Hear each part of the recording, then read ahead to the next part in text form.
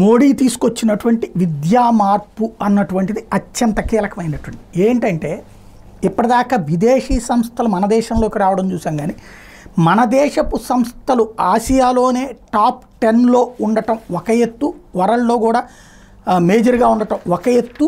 మన వాళ్ళు ఇప్పుడు వేరే చోట్లకి వెళ్ళి మరి ఇన్స్టిట్యూట్లు పెట్టేటటువంటి కాన్సెప్ట్కి రావడం అన్నటువంటిది మరొక ఎత్తు. ఇప్పుడు భారతదేశానికి సంబంధించినటువంటి విద్యా సంస్థలు దుబాయ్లో ఆల్రెడీ స్టార్ట్ అయిపోయినాయి.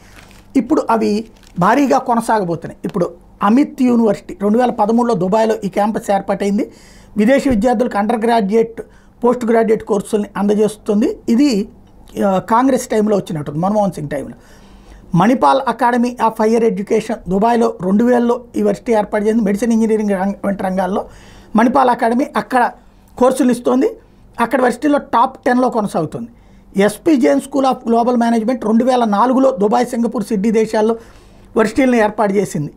ఇవన్నీ ప్రైవేట్ సంస్థలు, మన దేశానికి సంబంధించిన ప్రైవేట్ సంస్థలు ఆ దేశంతో ర్యాపో మెయింటైన్ చేసుకుని అక్కడ చేసుకొచ్చినాయి. బట్ బిట్స్ పిలాని ఇది మనకి సంబంధించిన ప్రభుత్వ సంస్థ. దుబాయ్లో ఇది కూడా 2000 సంస్థలో ఏర్పాటైంది. దుబాయ్లోని క్రేజ్ బాగా ఉన్నటువంటి సెంటర్ అది. 2010లో దుబాయ్లో సేవలను ప్రారంభించినటువంటి ఎస్ఆర్ఎం, అది ప్రైవేట్ యూనివర్సిటీ, అక్కడ పెట్టుకొచ్చారు. మహాత్మా గాంధీ యూనివర్సిటీ 2013లో రువాండాలో ఏర్పడింది. Mass communication, journalism, education, public administration, ఐటీలో పీజీ, ఎంబీఏ కోర్సులు అక్కడ అందిస్తుంది. అయితే మోడీ వచ్చాక అమృత విశ్వవిద్యాలయం దుబాయ్లో ఏర్పాటుకి 2015లో యూనివర్సిటీ సేవలు ప్రారంభించేందుకు అడుగులు వేశారు. సింబయోసిస్ ఇంటర్నేషనల్ డీమ్డ్ యూనివర్సిటీనేమో 2008 నుంచి దుబాయ్లో క్యాంపస్ ఉంటే, JSS academy of higher education దుబాయ్లో 2002లో ఉండటం. ఇవి రెండు మళ్ళీ ప్రైవేట్ సంస్థలకైతే, విట్ యూనివర్సిటీ ప్రైవేట్ సంస్థ 2017లో దుబాయ్లో సేవలు అందిస్తుంటే, ఇప్పుడు విదేశాల్లో భారతీయ విద్యా సంస్థల క్యాంపస్ సంబంధించి 2021లో యూనివర్సిటీ గ్రాంట్స్ కమిషన్ ఐఐటీలోని డైరెక్టర్లతో ప్రత్యేక కమిటీ ఏర్పాటు చేస్తే 1:10 నిష్పత్తిలో విద్యార్థులు తీసుకోవాలని నిర్ణయించారు.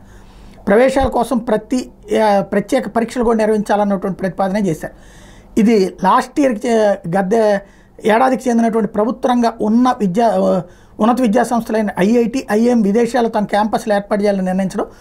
Dubai, Tanzania, Egypt, Africa, Thailand వంటి దేశాలు తమ క్యాంపస్లను ఏర్పాటు చేసేందుకు ఆయా సంస్థలు ఆలోచిస్తూ ఉంటే, ఐఐటి ఢిల్లీ దుబాయ్లో తన క్యాంపస్ని ఏర్పాటు చేయాలని రెడీ అయింది.